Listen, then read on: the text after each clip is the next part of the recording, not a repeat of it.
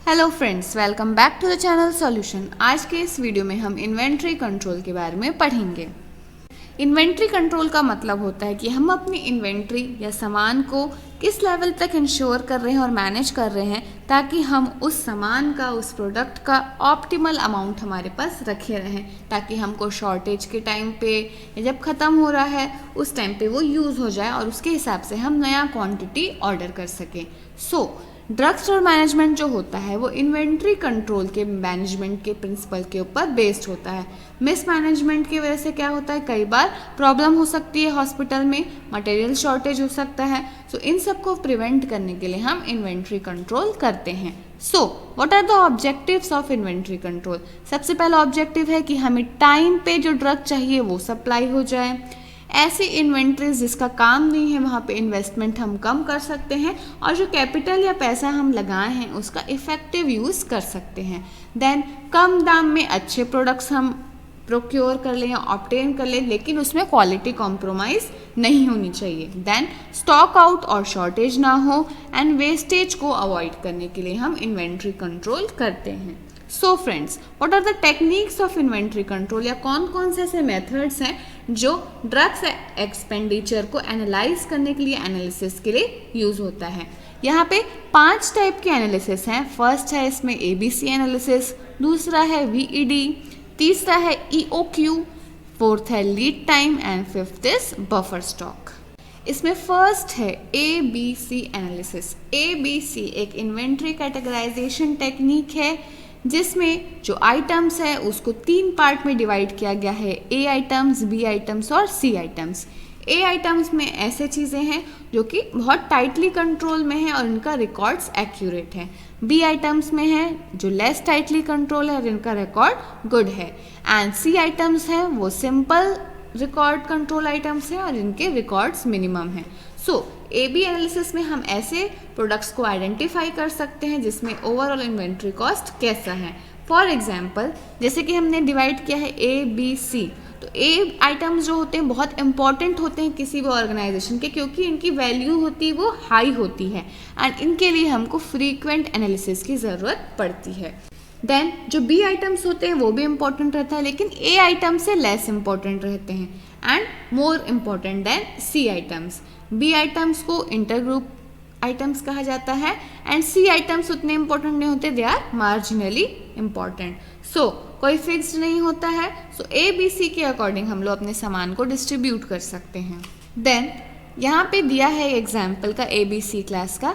ABC में होता है जो A आइटम्स होते हैं 20% of the item account and 70% for annual consumption value of the item. Then B item जो होता है उसमें 30% होता है आइटम अकाउंट एंड 25 को हम एनुअल कंजम्पशन के लिए यूज़ करते हैं। एंड जो C आइटम्स होते हैं वो 50% आइटम अकाउंट्स होते हैं और सिर्फ 5% उसका कंजम्पशन होता है। Then next is VED analysis. VED analysis का मतलब होता है, ये 3 वर्ड से बना है, vital, essential and desirable. Vital का मतलब होता है बहुत इंपॉर्टेंट, एसेंशियल का मतलब होता है जो ज़रूरी है और डिज़ायरेबल का मतलब होता है it is not compulsory. Vital category का मतलब होता है जिसमें ऐसी इन्वेंट्री इंक्लूड होती है जो बहुत ही ज़रूरी होती है प्रोडक्शन के लिए इस ऑर्गेनाइजेशन के। ऐसे आइटम्स जो होते हैं अगर उनका शॉर्टेज पड़ जाए तो प्रॉपर फंक्शनिंग को डिसरप्ट कर सकता है, तो कंटिन्यूअस चेकिंग करनी है, इवैल्यूएशन करना है, रिप्लेनिशमेंट करना है ऐसे स्टॉक्स के लिए। एंड अगर अनअवेलेबल हो जाती है तो पूरा प्रोडक्शन चेन स्टॉप हो सकता है। वाइटल कैटेगरी के आइटम्स को या परचेस को हमको हमेशा रखना है। देन है एसेंशियल कैटेगरी। इसमें ऐसी एसेंशियल कैटेगरीज इंपॉर्टेंट प्रोडक्ट्स होते हैं जो वाइटल के बाद इंपॉर्टेंट होते हैं, ये भी इंपॉर्टेंट होते हैं और इनकी वजह से भी कई बार क्या होता है स्टॉपेज रुक सकता है और बाकी प्रोडक्शन हैम्पर हो सकते हैं अगर इनकी कमी हो जाए तो या अनअवेलेबिलिटी हो जाए तो इसको भी प्रॉपर हमको स्टॉक करके रखना है। एंड देन डिज़ायरेबल कैटेगरी, ये उतना इम्पॉर्टेंट नहीं होता है, अगर इसकी अनअवेलेबिलिटी भी है तो उतना बड़ा कुछ स्टॉपेज नहीं होता, माइनर स्टॉपेज हो सकता है एंड इसको ईजिली हम लोग शॉर्ट ड्यूरेशन ऑफ टाइम में ठीक कर सकते हैं। नेक्स्ट है EOQ। EOQ का मतलब होता है इकोनॉमिक ऑर्डर क्वांटिटी। ये ऐसी क्वांटिटी होती है जिसमें जो टीम होती है या कंपनी होती है वो कम से कम पैसा लगाती है, इकोनॉमिक पैसा, जैसे कि holding cost, shortage cost, order cost, and उसके हिसाब से फिर सामान मंगवाती है। यहाँ पे EOQ का फॉर्मूला क्या है? Q is equal to √2DS/H, जिसमें Q का मतलब होता है EOQ यूनिट, D का मतलब होता है डिमांड इन यूनिट, S का मतलब होता है ऑर्डर कॉस्ट एंड H का मतलब होता है holding cost. So main EOQ का गोल क्या है कि हम ऑप्टिमल नंबर ऑफ प्रोडक्ट्स को पता लगा लें, आइडेंटिफाई कर लें कि कितने ऑप्टिमल नंबर ऑफ प्रोडक्ट्स हैं, एंड उसके अकॉर्डिंग फिर बाइंग, डिलीवरी और स्टोरिंग यूनिट होना चाहिए।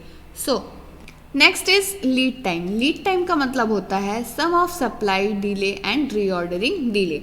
लीड टाइम का मतलब होता है जब हम कोई भी टाइम की चीज़ को ऑर्डर किए हैं और हमको वो सामान मिला है, उस बीच के बीच का जो टाइम रहता है उसको हम लीड टाइम बोलते हैं। एंड कैसे कैलकुलेट करते हैं?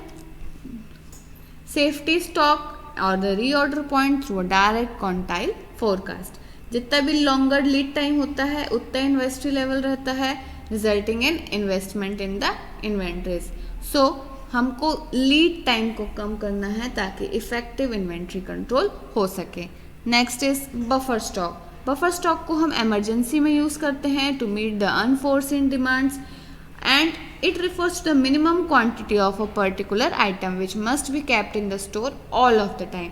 जो बफर स्टॉक है उसको कैसे कैलकुलेट किया जाता है? Buffer stock is equal to maximum consumption rate by day average minus consumption rate per day into lead time. जो बफर स्टॉक है इसमें लीड टाइम को कंसिडर किया जाता है, nature of item, rate of consumption, availability of substitute, reorder level कैसा है और स्टॉक आउट कॉस्ट कैसा है। Then modern computerization of inventory control. आज के टाइम में नेशनल इंफॉर्मेशन सेंटर, जिसको NIC भी कहते हैं, it is working hard to prepare the software जिसमें प्रॉपर इन्वेंट्री कंट्रोल हो सकता है। एंड जिसमें last is the first out को हमने अप्लाई किया है, जो लास्ट आया है उसको सबसे फर्स्ट हमको आउट करना है। So computerization will serve the following purposes. Computerization से ये सारे पर्पसेस सर्व हो जाएंगे। पहला है इसमें लेस इन्वेस्टमेंट, दूसरा लेस स्टोरेज, तीसरा fast supply of drugs, fourth control on issue of drugs, fifth minimum wastage, and last is prompt payments. Next is reorder level. Reorder level का मतलब होता है अगर कोई भी स्टॉक है किसी भी पर्टिकुलर आइटम का, उसको रोक के रखना ताकि आउट ऑफ स्टॉक होने से हम उसको बचा सकें। एंड अगर ख़त्म होने वाला है तो उसको वापस हमको रीऑर्डर कर लेना है एंड उसको हमेशा रखना है। Reorder level is the stock level of any particular item of inventory, जिसको हमको हमेशा फ्रेश सप्लाई रखना है। अगर ख़त्म होने वाला है तो फिर से ऑर्डर कर देना है, तो इसको हम बोलते हैं रीऑर्डर लेवल। फॉर्मूला क्या है रीऑर्डर लेवल का? Average daily usage rate into average lead time in days plus safety level. इसके अकॉर्डिंग हमको कब रीऑर्डर करना है हम पता लगा सकते हैं। So friends, this is all for today's video. Thank you.